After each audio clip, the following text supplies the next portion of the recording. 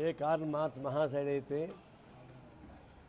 ప్రపంచంలో ఉన్నటువంటి వ్యవస్థ పూర్తిగా మారి ప్రతి ఒక్కరికి కనీస అవసరంగా ఉన్నటువంటి ఒక వ్యవస్థ రావాలని, అదే కమ్యూనిస్ట్ వ్యవస్థ అని ఒక సైద్ధాంతిక అవగాహనతో ఆయన రచించాడు.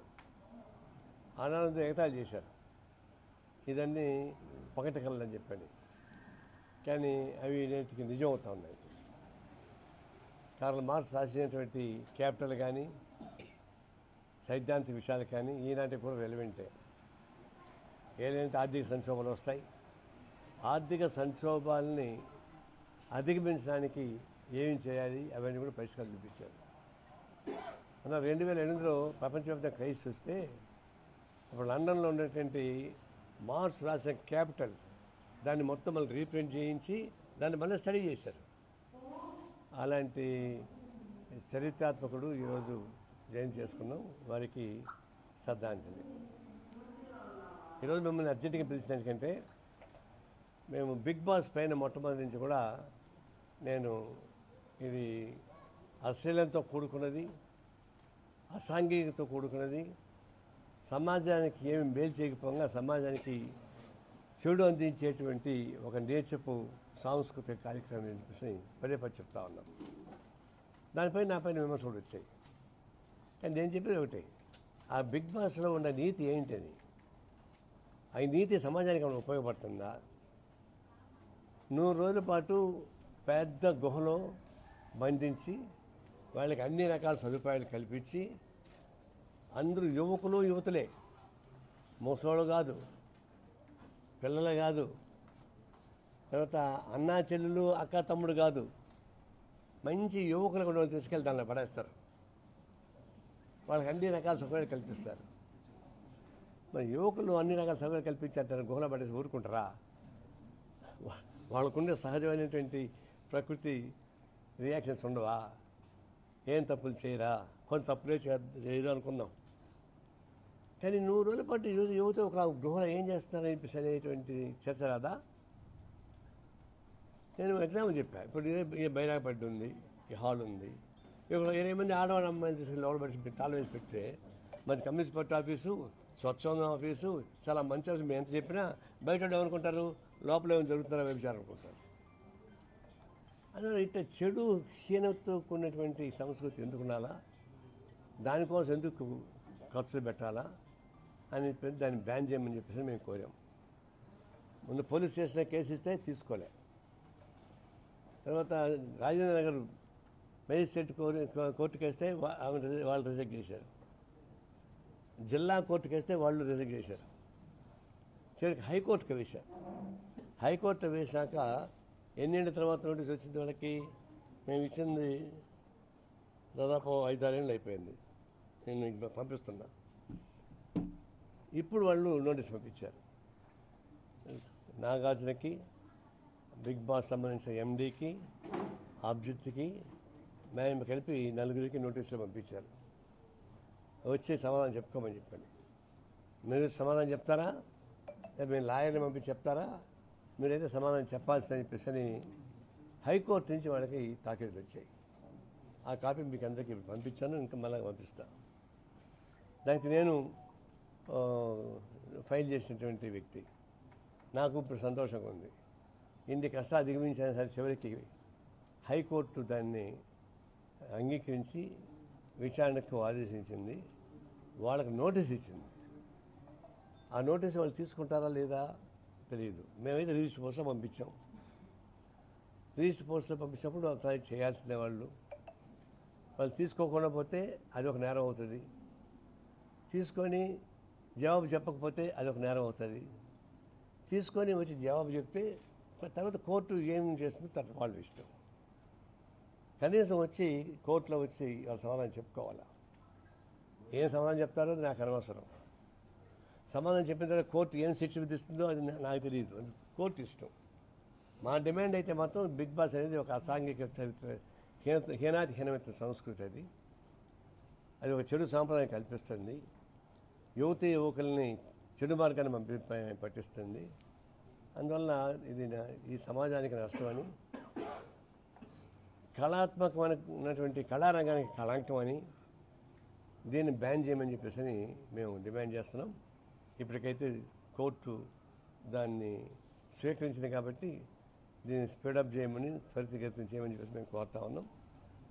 హైకోర్టు ఏం చెప్తుందో దాన్ని బట్టి మళ్ళీ మేము ఫర్దర్గా న్యాయం జరిగితే సరి, లేకపోతే ఫర్దర్గా చేయాల్సిన పని చేస్తాం. దీంతోపాటు ఇంకోటి ఏంటంటే హైదరాబాద్లో అందాల పోటీ పెడతారు సందర్భంగా మన రేవంత్ రెడ్డి. అందాల పోటీ దేనికి నిరసనండి? ఆడవాళ్ళ అందాల పోటీ. ఆడవాళ్ళ అందాల పోటీ దేనికి ఉపయోగపడుతుంది? ఆడవాళ్ళని అంగట్లో సరుగ్గా అమ్మడానికి ఉపయోగపడేటువంటి పోటీ అది. దానిలో అందాల పోటీలో ఫస్ట్ వచ్చిన వాళ్ళు ఈ పుచ్చిపోయిన వంకాయలకి పుచ్చిపోయిన బెండకాయలకి కూడా వాళ్ళు అంబాసిడర్గా పెట్టి వాళ్ళ పేరు పంపిస్తూ ఉంటారు. ప్రపంచ సుందరి ఈ పుచ్చిపోయిన వంకాయలని వాడుతుంది అని చెప్తే ఆ బొమ్మ పెట్టి నవ్వుకుంటా కూర్చుంటే పుచ్చిపోయిన వంకాయలు నవ్వుకుంటారు, అంతా కొంటుంటారు.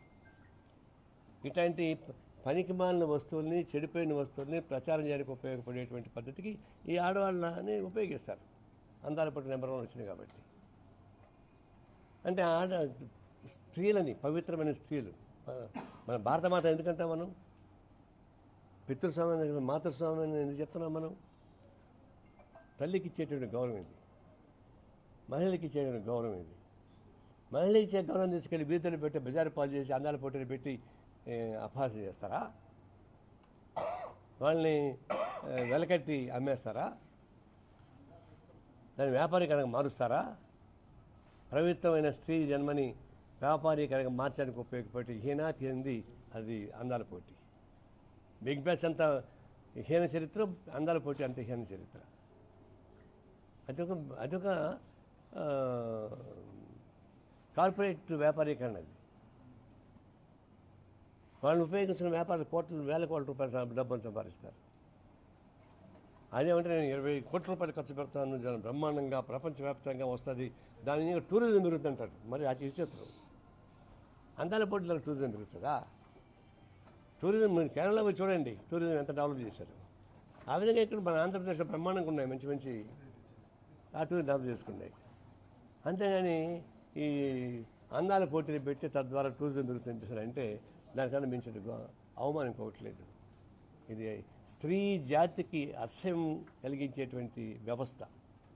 బిగ్ బాస్ కానీ అందాల పోటీ కానీ ఈ రెండింటి కమ్యూనిస్ట్ పార్టీ తీవ్రంగా నిరసిస్తుంది, వ్యతిరేకిస్తుంది.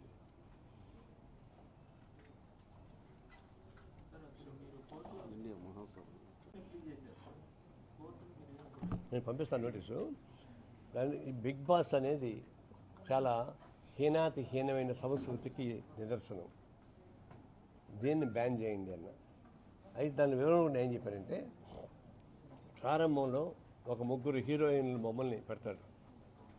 పెట్టి నాగార్జున వచ్చి అభిజిత్ అనే హీరోని పిలిచి ఈ 3 అమ్మాయిల్లో ఎవరిని ముద్దు పెట్టుకుంటావు, ఎవరితో డేటింగ్ చేస్తావు, ఎవరిని పెళ్లి చేసుకుంటావు అని అడుగుతాడు. అయితే అభిజిత్ ఈ అమ్మాయిని ముద్దు పెట్టుకుంటా, ఈ అమ్మాయి డేటింగ్ చేస్తా, ఈ అమ్మాయిని పెళ్లి చేసుకుంటా అని చెప్పేసి చెప్తాడు. వాళ్ళ పేరు వద్దులే పాపం, వాళ్ళ ఫోటోలు పెట్టాడు. ఆ హీరోయిన్లు ఎవరికైనా నాగార్జున కుటుంబాలు కాదు, వాళ్ళు మామూలు హీరోయిన్లు వాళ్ళు. అదే నాగార్జున కుటుంబంలో హీరోయిన్లు ఉన్నారు, వాళ్ళని పెట్టలే. నాకు అనిపించింది యువతకు ఇదే సంకేతం. అంటే ఒక అమ్మాయితో ముద్దు పెట్టుకోవచ్చు, ఇంకో అమ్మాయితో కలిసి తిరగచ్చు, ఇంకొక అమ్మాయితో పెళ్లి చేసుకోవచ్చా? ఇదే సంస్కృతి యూత్కి ఇచ్చేటువంటి సందేశం. ఇంతగా పెంచిన పల్లెకి మన సందేశం ఒకటి ఉందా? దాని మీద రియాక్ట్ అయ్యి నేను కోర్టులో పోలీస్ స్టేషన్లో కేసు వేశాను. పోలీస్ స్టేషన్ వాళ్ళు దండం పెట్టారు, మా వాళ్ళు కాదని. సింధు కోర్టుకి వెళ్ళా, వాళ్ళు దండం పెట్టి రిజెక్ట్ చేశారు. జిల్లా కోర్టుకి వెళ్ళా, వాళ్ళు రిజెక్ట్ చేశారు. హైకోర్టుకి వేస్తే ఇప్పుడు 3 ఏళ్ళ తర్వాత దాన్ని అడ్మిట్ చేసుకొని నోటీస్ జారీ చేస్తున్నారు. అప్పుడు చెప్పిన మీరు నోటీస్ జారీ చేయండి అని చెప్పినాం, ఎక్స్ప్లెనేషన్ చెప్పుకోమని చెప్పేసాను. కానీ బిగ్ బాస్ సంస్థ బహుశా దేశాన్ని కొనేటువంటి శక్తి ఉన్నట్టుంది. చూడబోతే కార్పొరేట్ వ్యవస్థల కన్నా పెద్ద కార్పొరేట్గా ఉన్నట్టుంది. ప్రపంచవ్యాప్తంగా బిగ్గెస్ట్ ఆర్గనైజేషన్. దాని చూసి అందరూ భయపడుతున్నారు.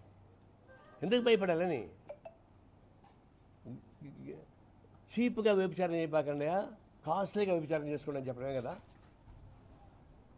ఇది. అద్దాల మేడలో కూర్చొని వ్యభిచారం చేస్తేనేమో అది గౌరవప్రదమైంది, గుడిసెలో కూర్చొని విచారణ చేసాము, అది అసహ్యమైందా? ఇదేంటి ఇది గొడవ? దాని మీద అసహ్యం వేసి అది చూసేటువంటి అనేక మంది చెడిపోతున్నారు. భార్యాభర్తలు కానివాళ్ళు ఒక ఏమాత్రం పడి ఉంటుంది, అది కూడా చూసాం కదా దీనిలో వాళ్ళు పంపించినటువంటి గిట్టింగ్లో. నేను ఒకటేమన్నానంటే ఏమీ జరగలేదు, కెమెరాలు పెట్టాము, ఆ కెమెరాలు ఏమి జరగదన్నారు. మరి లైవ్ పెట్టమని చెప్పిన, 24 గంటలు లైవ్ పెట్టండి, ఏం జరుగుతుందో తెలిసిపోద్దంటే లైవ్ పెట్టకుండా ఏం చేశారంటే వాళ్ళు సెలెక్టెడ్ ఐటమ్స్ లైవ్ పెట్టారు. సెలెక్టెడ్ ఐటమ్స్లో కూడా కొన్ని అవాంఛనీయ ఘటనలు చూసాం కల్లారా. అది సెలెక్టెడ్ ఐటమ్స్లోనే అవాంఛనీయ ఘటనలు ఉంటే 24 hours కానీ లైవ్ ఉంటే ఇంకెంత చూసేదో. అందులో దీనిలో జరిగేటువంటి వాస్తవం అన్యాయం కాబట్టి వాళ్ళు పెట్టలేకపోతున్నారు. దాన్ని సమర్థించే వాళ్ళు ఏమంటారు, సొసైటీలో ఎట్లా బతకాలా, కలిసి ఎట్లా నేర్చుకోవాలా, ఆత్మీయత ఎట్లా ఉండాలా, సంబంధాలు ఎట్లా ఉండాలా అవి నేర్పిస్తుందంట. ఎవడే పనికి మనోడు చెప్పేది? మన భారతదేశంలో ఉన్నటువంటి సంస్కృతి పాశ్చాత్య దేశంలో ఉండేది. మన దేశంలో ఉన్నటువంటి కుటుంబ వ్యవస్థ పవిత్రమైంది. పాశ్చాత్య దేశాల్లో వాళ్ళకు 18 ఏళ్ళ తర్వాత మా సంబంధంలో వెళ్ళిపోతారు. వాళ్ళు చివరిదాకా కలిసి ఉండరు. వాళ్ళు సాంప్రదాయం అది. ఇక మనకు వచ్చేకాడికి అమ్మ, నాన్న, తల్లి, చెక్క, అత్త, మామ, రకరకాల పద్ధతులు కుటుంబ సాంప్రదాయం ఉన్నటువంటి ఇది. కుటుంబ సాంప్రదాయంలో మన భారతదేశాన్ని చూసి అందరూ నేర్చుకోవాలి తప్ప ఇంకొకరి నుంచి మనం నేర్చుకోవాల్సిన పని లేదు. మనకు బిగ్ బాస్ వాళ్ళు నేర్పిస్తారా? చేపకైతే నేర్పించేట్టుగా బిగ్ బాస్ వాళ్ళు మనకు నేర్పించేది కల్చర్ని, వెస్ట్రన్ కల్చర్ ప్రచారం చేసేవాళ్ళు. బిగ్ బాస్కి ఎలాంటి మోరల్ రైట్ లేదు ఈ భారతదేశంలో. ప్రజలు ఏ విధంగా ఉండాలో మెలగాలని ఇంకా భారతదేశ సాంప్రదాయాన్ని ప్రపంచవ్యాప్తంగా ఆదర్శం తీసుకుంటున్నారు చాలామంది. అన్న ఇది ఒక విధంగా మన ఇండియన్ కల్చర్కి అవమానం, పవిత్ర భారతీయ సంస్కృతికి అవమానమైన పద్ధతి కాబట్టి మేము వ్యతిరేకిస్తాం.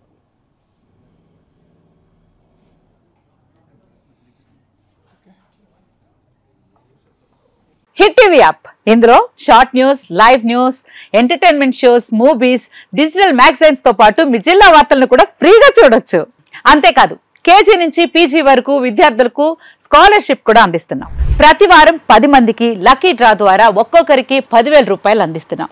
ఇంకెందుకు ఆలస్యం, వెంటనే హిట్ టీవీ యాప్ ని డౌన్లోడ్ చేసుకుని ఫ్రీగా ఎంటర్టైన్మెంట్ పొందండి. Hit TV app, hit TV app, please download hit TV app. Hit TV app ని ఫ్రీగా డౌన్లోడ్ చేసుకుని ఎంజాయ్ చేయండి. మీకు నచ్చిన ఎంటర్టైన్మెంట్ కోసం హిట్ టీవీ యాప్ ని ఫ్రీగా డౌన్లోడ్ చేసుకుని ఎంజాయ్ చేయండి. హిట్ టీవీ యాప్ ని డౌన్లోడ్ చేసుకుని ఆస్వాదించండి, ఆశీర్వదించండి. ఇంతమంది సెలబ్రిటీలు హిట్ టీవీ యాప్ ని డౌన్లోడ్ చేసుకోండి అని చెప్తున్నారంటే ఎంత మంచి యాప్ ఆలోచించండి. అమెరికా అమెరికా అమెరికా అమెరికాలో చదవాలనుకునే వాళ్ళకి విశ్వసనీయమైన పేరు మన శౌర్య కన్సల్టెన్సీ. UK లో 1 year masters, UK లో 1 year masters, 2 years work permit up to 5 years visa. Contact Saurya Consultancy. Contact 89851 89851.